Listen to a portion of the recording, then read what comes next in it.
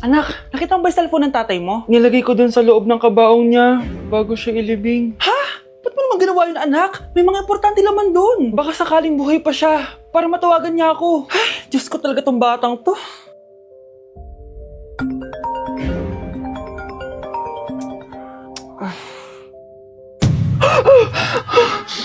Matawag si tatay.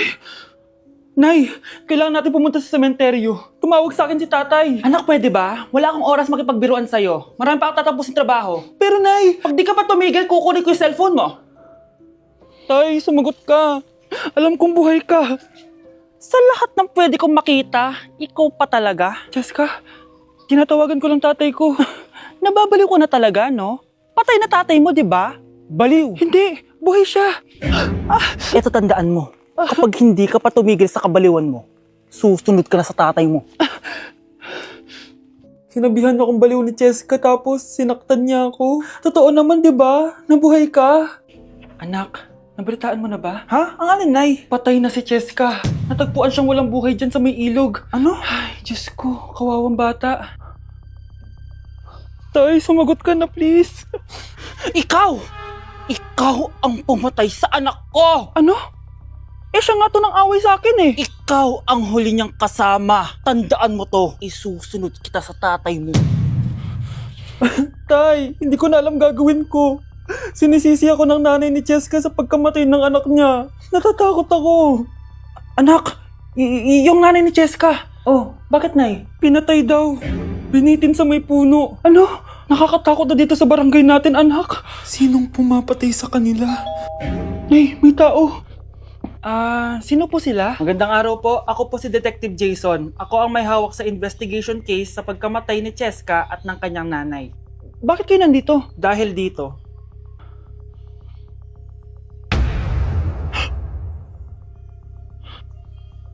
Nay, ikaw pumatay sa kanila? Oo anak.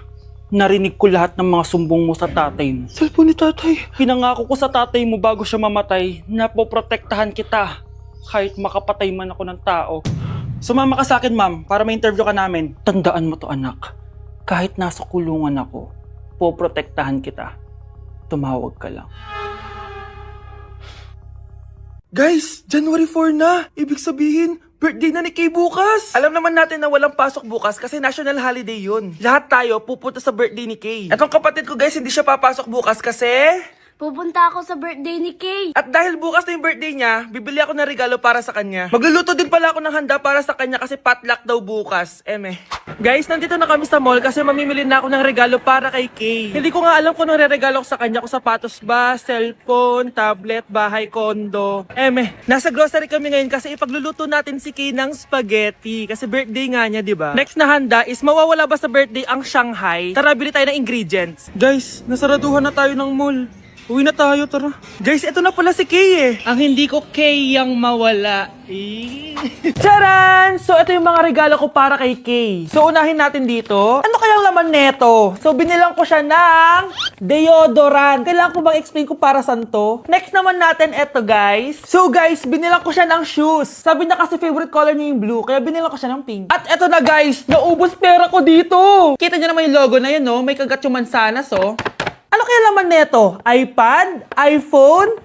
Ayun! De, joke lang guys, seryoso na talaga. Ito na talaga. In 3, 2, 1. Wow! Ayun no! Sorry Kay, ako muna mag-unbox nitong iPhone mo ah. Kay, kung nanonood ka man, sobrang magagamit mo to, promise. 3, 2, 1! Magagamit mo to sa kusina nyo. Oh, magugas ka dun. Guys, eto na. Magluluto na ako ng spaghetti at ng hangshai para kay Kay. Grabe ka, Kay. Most awaited talaga birthday mo. Sariling birthday ko ka. Hindi ko kaya paglutuan sarili ko. Nawasa? Oh, well. Lagyan natin ng asin. Ilagay na natin. Ginagawa na ni Honey Bunch yung sauce, guys. Tikman natin, guys, yung ginawa naming sauce. Pangit lasa. Next, nalulutuin natin itong hangshai. Charan! Simpleng handaan lang to para kay Kay. Tikman na natin. Guys, hindi pa talaga to yung birthday celebration ni Kay. Kasi ang balita ko, bukas, bongga daw yung birthday party niya. Kaya abangan nyo yun. Sarap! Laruan ko ay tek sa tsole.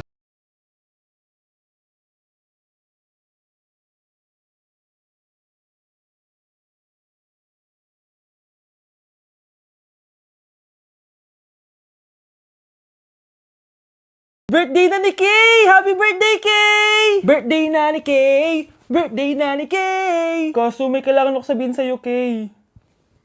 Papasok ako! Hindi ko pala kayang umabsent, guys. Bakit? Pag bumagsak ba ako, may magagawa ba si Kay? Kay, binabawi ko na yung sinabi ko dati na pupunta ako sa birthday mo. It's a prank! Hindi mo kilala yung teacher ko, Kay. Yung isang absent na yan, malaking bagay na yan. Hindi ko kayo pipilitin kung ayaw niyong pumasok, pero ako papasok ako. Ang masasabi ko lang sa mga papasok ngayon, tapos na yung maliligayang araw natin. Pwede bang mag-restart na lang ulit sa bakasyon? Sige na, tatanggapin ko na. Napapasok na talaga ako. 4:40 na at 7 a.m. yung pasok ko, so tara na guys, pasok na tayo. Kay, kung ako sa'yo, i-move mo na lang yung birthday mo ng Sabado para makapunta kami lahat. Totoo ba to? Napapasok na ako. Hindi to totoo, hindi to totoo. Over. Sige na, alis na ako. Okay class, kamusta New Year nyo? Aba, ba't wala pumasok? Oh, tama naman, January 5. Ma'am, present. Oh, Scarlett, ba't ikaw lang pumasok ha? Nasaan mga kaklase mo? Ayun ma'am, lahat sila nasa birthday ni Kay. Ha? Nag-usap-usap silang lahat sa GC na hindi sila papasok ngayong January 5 kasi nga, birthday ni Kay. Sino ba yung Kay na yan ha? Ewan ko din ma'am, invited nga daw ako pero hindi ako pumunta kasi hindi ko naman siya kilala. Humanda silang lahat sa akin bukas. Ikaw, perfect ka na sa akin sa quiz at assignment. Yes! Buti na lang, hindi ako pumunta sa birthday nung Kay na yun. Hello class! Ay, good morning ma'am. Walang good sa morning! Sinong nagsabi sa inyo na huwag kayo lahat pumasok kahapon? May nakita kami sa TikTok, ma'am. Wala daw pasok kasi birthday ni Kay. Ah, TikTok? Mas naniniwala kayo doon kesa sa akin? Nag-announce ba ako? Lahat kayo, ia-absent ko at ibabagsak ko sa quiz. Si Scarlett lang ang may grade dahil siya lang ang nandito kahapon. Ayan, buti nga sa inyo. Ano, nag-enjoy ba kayo sa birthday ni Kay? Birthday ni Kay! Birthday ni Kay! Eh di happy birthday! Sino ba kasi yung Kay na yan, ha? Ako, si Kay. Hala, nandyan na siya.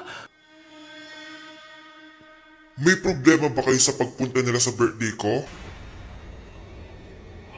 Dahil hindi kayo pumunta sa birthday ko, mamalasin kayo ngayong 2026. Ha?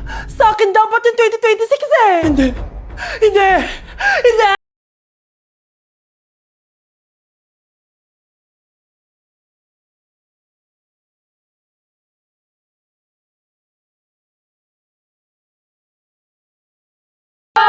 Dahil ikaw, bro, ang star na Pasko!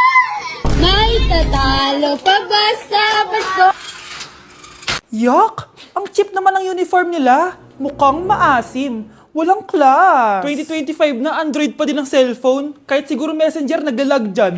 Ang ganda nga ng uniform, ang sasama naman ng ugali. Naka-iPhone ka nga, talo ka pa din naman sa ML. Ipabuhat yarn. Ang baho siguro ng classroom nila, no? Tapos nag-aagawan pa sa electric fan kasi wala naman silang aircon. Feel ko pinapalo sila ng teacher nila kapag nagkakamali sila. Ang boring siguro sa classroom nila. Mas masaya pa rin talaga sa public school, no? Balita ko, mga korap mga magulang niyan. Kaya madaming pera. May araw din kayo, men. Nakatikim na kaya sila ng steak? Feel ko hindi nila afford.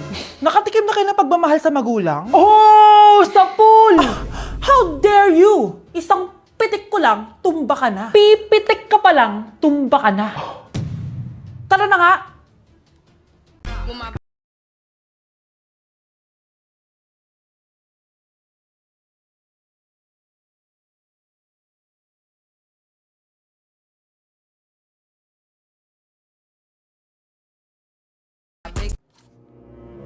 Good morning, class! Bakit ang dami nakadikit sa wall? May ballpen, may walis. Ma'am, uso kasi to. Ididikit mo yung mga bagay gamit yung wall friction. Parang ganito. O, di ba, ma'am? Ano? Wall friction? Hoy! Baka mahulog ka dyan! Sus, kung mga bata to. Kung ano-ano kasi nakikita niyo sa TikTok na yan eh. Try ko naman tong calculator. Ang saya! Tingnan nyo, dami ng gasgas ng wall, oh. Tanggalin nyo na yan. Kung hindi, ia-absent ko kayong lahat. Guys, si ma'am naman na idikit natin sa pader. Hoy, mangulong niya kayo!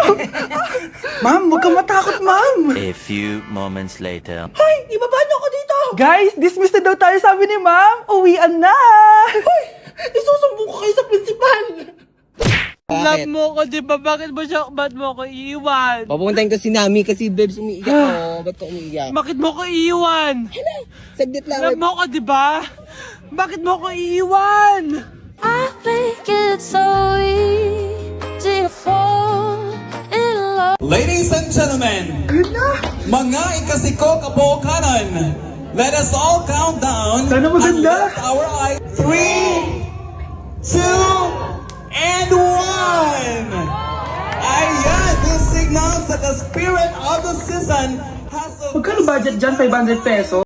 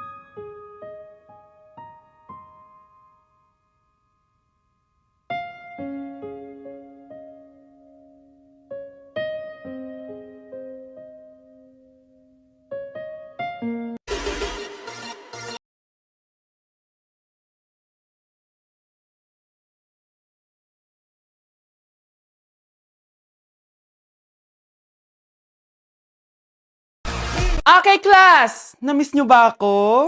Bumalik na si ma'am! At dahil first meeting natin, hindi muna ako magli-lesson. Gusto nyo ba yon? Ma'am, pwede po kami kumain sa kantin? Sure! Oh, yung mga gustong kumain, kumain na. Gawin nyo na lahat ng gusto nyong gawin. Basta, today lang yan ha. Next week, magli-lesson na tayo. Grabe, ang bait talaga ni ma'am, no? True, be. Kaya favorite ko yan si ma'am eh. Tara na, kain na tayo.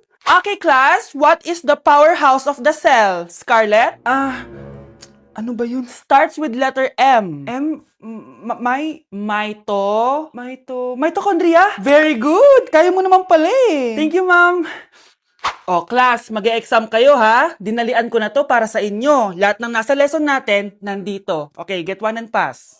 Oo nga, ang dali lang. Makaka-perfect pa ata ako.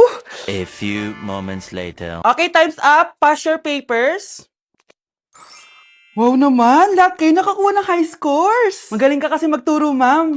Okay, class, dahil Friday ngayon, gusto ko mag-enjoy kayo sa weekends. Kaya naman, hindi ako magbibigay ng assignment. Yes, thank you, ma'am. Makakagala ako. At isa pa, class, malapit na mga anak si teacher, oh. Magli-leave muna ako ng ilang months. Ha? Habang wala ako, si Ma'am Diana muna ang papalit sa akin. Maging mabait kayo sa kanya, ha?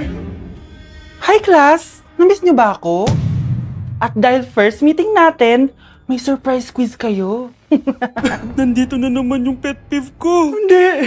Hindi! Gusto ko lang maging malinaw sa inyo na dito sa klase ko, ako ang nasusunod. Naintindihan? Ma'am, ito po yung assignment ko. Anong klaseng assignment to? Parang ginawa lang ng bata. Mababa lang grades mo dito, ah. Pinaghirapan ko yung assignment na yun. Sino ang pambansang bayani natin? Ma'am, Scarlett. Ang pambansang bayani natin ay si... Oops! Napakabagal mo sumagot. Ang pambansang bayani natin. Straight to the point ang kailangan ko sagot. Ayusin yung sumagot, ha? Hindi na kayo elementary. Opo, ma'am. Pinayagan ba kita kumain sa loob ng klase ko? Ma'am. Akin na yan. Kung ayaw niyong binabastos kayo, wag niyo akong bastusin. Oo, be. Kain tayo sa labas mamaya, ha? Hala, galit na si ma'am. Umalis lang ako saglit, ganyan na kayo. First meeting